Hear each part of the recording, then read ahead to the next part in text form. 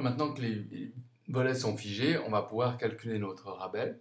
Donc c'est 12,75% sur le prix total de l'habitation si un senior de plus de 64 ans. Donc on va calculer si la personne, on va émettre une formule, si la personne a plus de 64 ans, eh bien elle a le rabais.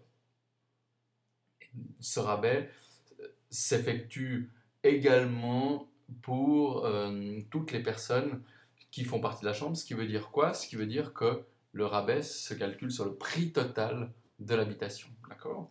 Donc égal si l'âge de la personne est supérieur à 64, donc c'est plus que 64, c'est pas plus ou égal. Si c'était plus ou égal, on rajouterait ici un plus grand ou égal. Ce n'est pas le cas ici.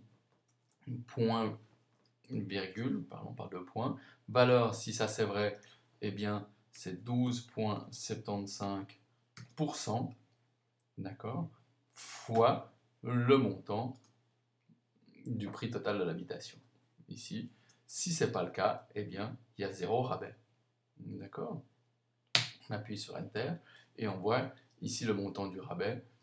10% de 1200, ça fait 126, donc ça semble à peu près correct.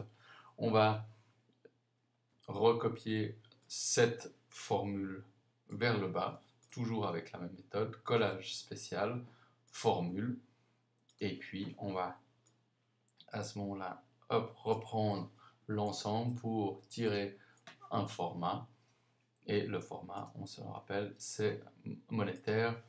Voilà, ici on voit que le format monétaire ne met pas, ne met pas des zéros, mais simplement des petits traits, le cas où il n'y a pas de rabais.